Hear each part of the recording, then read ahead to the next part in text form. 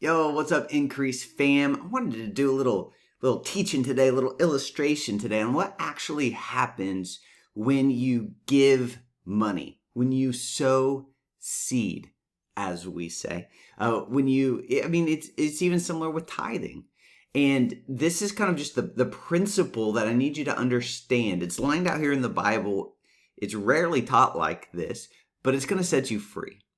Now, and this is just maybe you're trying to get ahead financially. You're trying to figure out this money thing. You're trying to figure it out God's way in the spirit realm. This is it.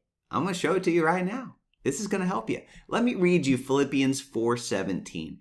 Now, they all say about the same thing, but I like the Amplified Classic because, like I said, it pulls out some of those deeper meanings. Instead of going and studying like in a concordance and studying every word, the Amplified Classic typically pulls that out for you.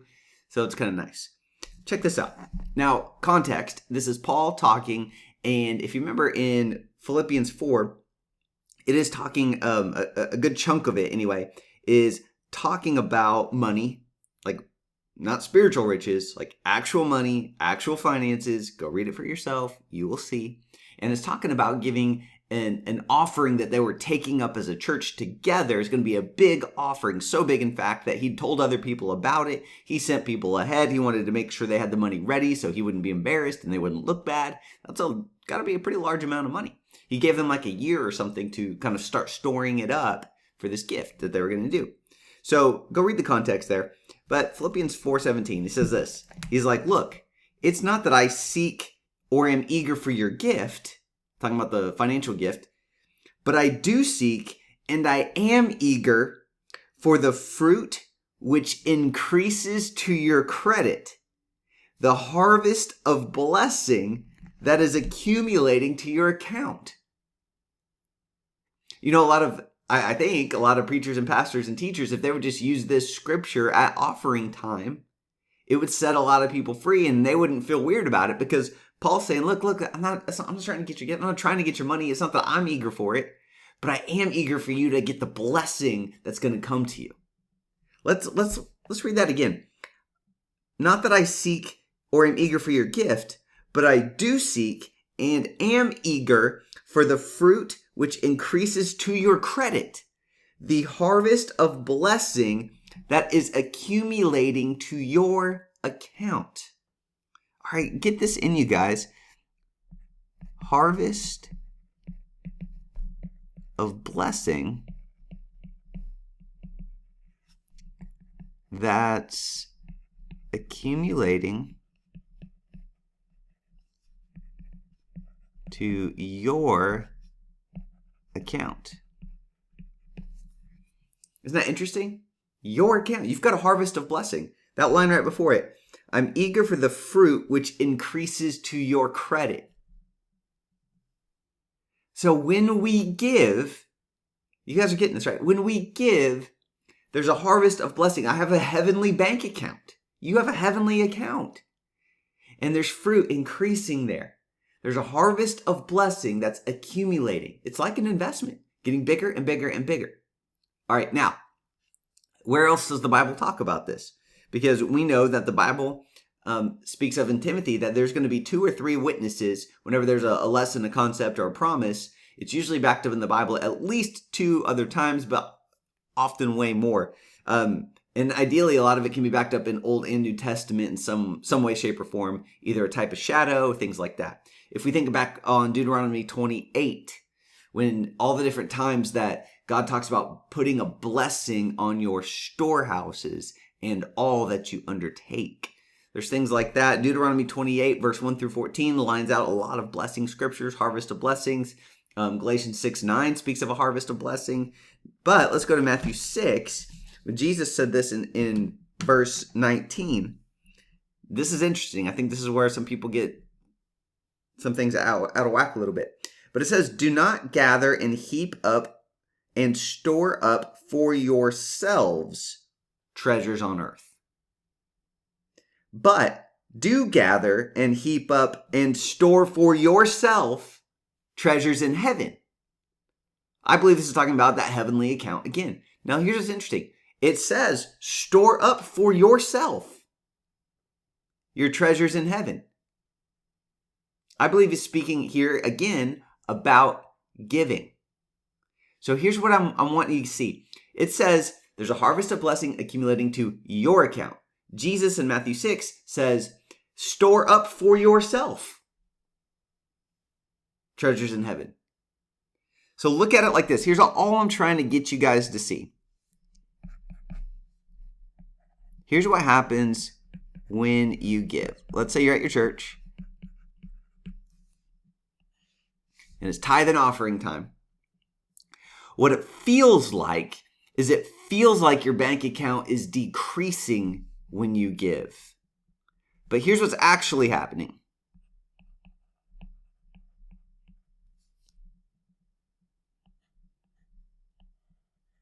This is my bank.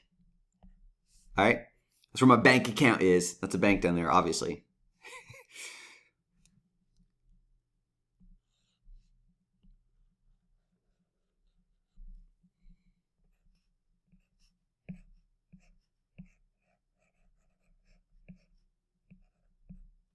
This is, again, obviously my heavenly bank account. This is a cloud. Because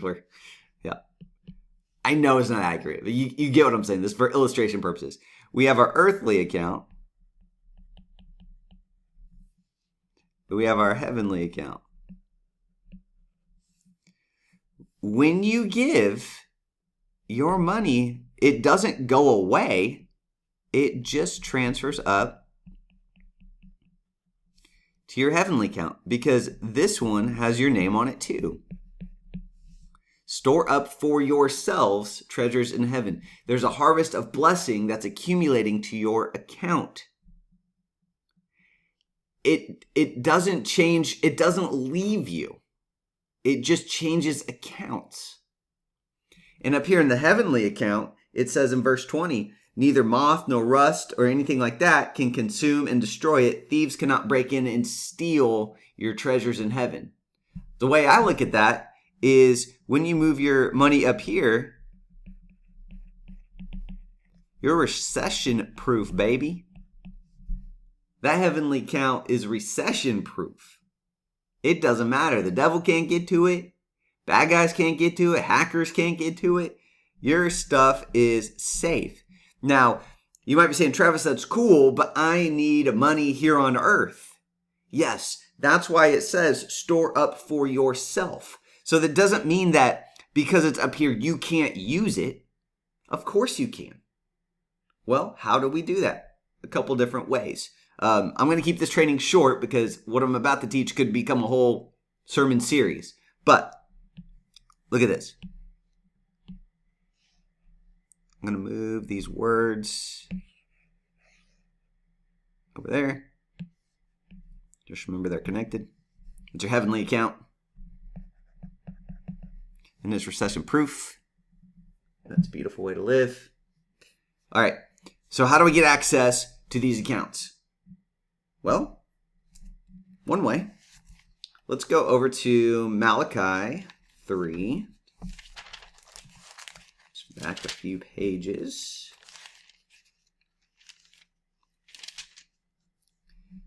Verse 10. Bring all the tithes, the whole tenth of your income, into the storehouse, so that there will be food in my house. And prove me now by it, says the Lord of hosts, if I will not open the windows of heaven for you and pour you out a blessing so great there shall not be room enough to receive it all. The Message translation says, blessings beyond your wildest dreams. All right? So, how do I open the windows of heaven?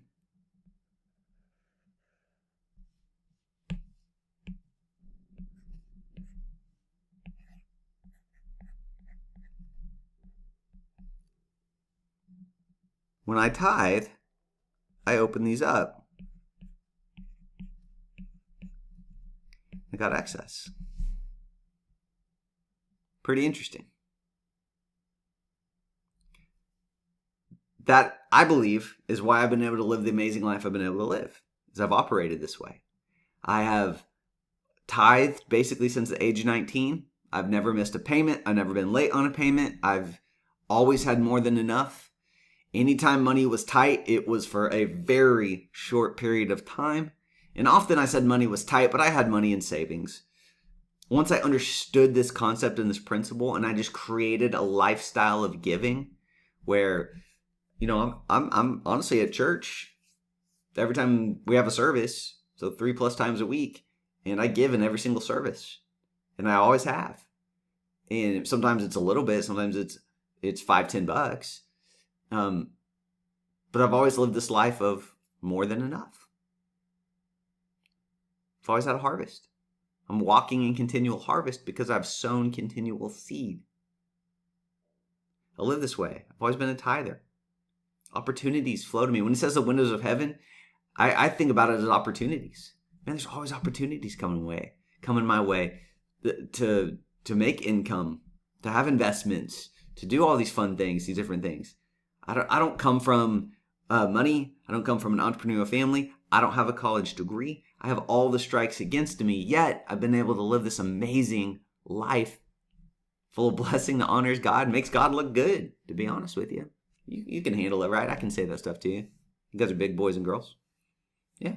So if you're not doing this, if you're not giving, sowing, being generous, if you're not tithing, well, yeah, you're kind of trying to make money happen in your own strength instead of allowing God to flow through you and do things His way. Man, it's a lot more fun His way. A lot less stress, a lot less overwhelm. You can do it. His yoke is easy. His burden is light. If you're feeling financial burdens, you haven't given it to Jesus yet. Oh man, I told you I could start preaching and make this a whole sermon series. So we're going to access our heavenly accounts by tithing.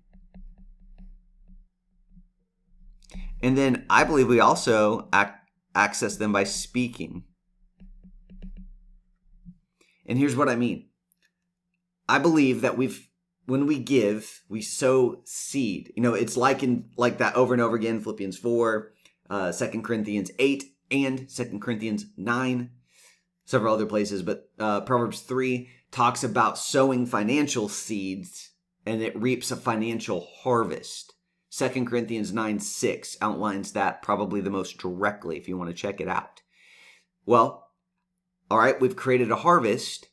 We've created this spiritual, financial harvest, so to speak. Well, we access that through tithing. We access that through speaking. Man, I call in that money. I declare that money.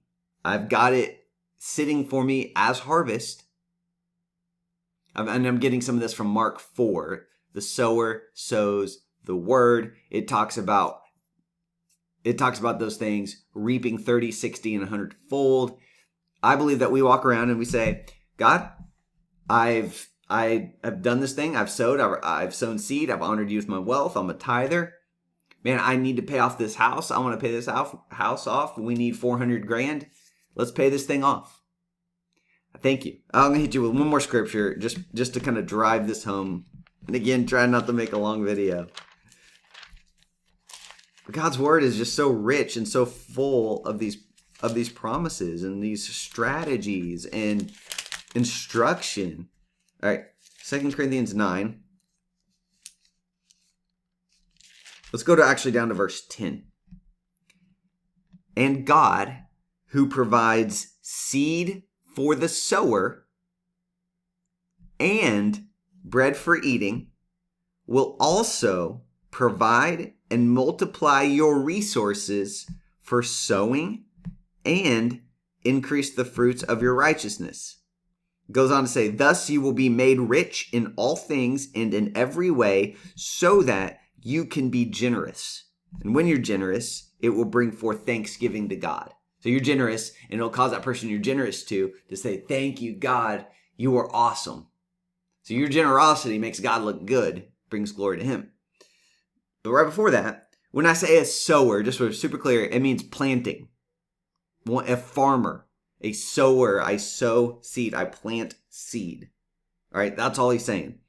So God is the one who provides seed for you to sow. But then it says He provides and multiplies your resources so you can sow more and increases the fruit of your righteousness. which manifests itself in act of goodness, kindness, and charity. That's simply saying, I'm going to increase you financially so that you will go and be more generous. Acts of goodness, kindness, and charity, because you got more money now. It's very simple. It is not mystic. It is very clear, but we have to go and read them. Go line by line. Read a sentence. Stop and think about it. Ask God some questions. Write it down. Find the other scriptures that it connects to. A lot of these have cross references. So here's that scripture. Here's another place where you can learn about that. I go over to that place and I learn about it. And I get this stuff in me. And then I understand that when you give, your money doesn't leave you. It just transfers accounts. I'm going to write that down so you guys can see it.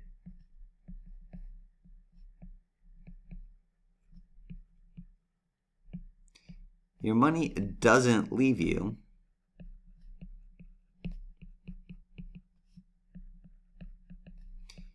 It just transfers accounts. But when it's up in your heavenly account, it's protected. God increases it, and he multiplies it. And you can still access it down here on earth. That's where you need it. You still got it. Call that money in. Call that harvest in. Tithe. Tell God what you need. Tell him what you want. He gives you the desires of your heart. I want to pay this house off. Let's go. I want a new car. Got to upgrade some stuff here. I want to pay off my parents' home.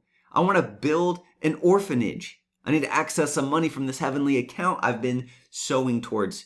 And here's an easy way to look at it. If you guys are in my Passive Income Engines program where I teach passive income investing, well, the main avenue we teach right now is some different strategies to invest in crypto that pays you passive income dividends. Well, it's kind of like this in the sense of when you invest in one of these things, or invest in real estate, invest in the stock market, it doesn't matter. That money doesn't leave you. It just transfers accounts. It's now in my crypto investment account. I can't really see it because it's in crypto land, so to speak. It's in the cloud, kind of.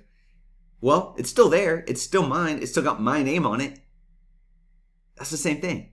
The money doesn't leave you. It just transfers accounts. And up in this heavenly account, God's blessings on it. It's protected. God's increasing it for you, and he's multiplying it for you so that it will manifest itself in active goodness, kindness, and charity. Remember that? 2 Corinthians 9:11 I just read you. Thus you will be made rich in all things and in every way. That includes financially. So that you can be generous. It's clear.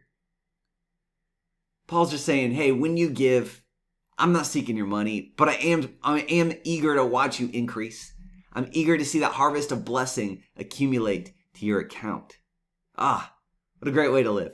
I love you guys. If you want to learn more about my programs and how to live this increased life that we teach, I've got it lined out step by step in a framework.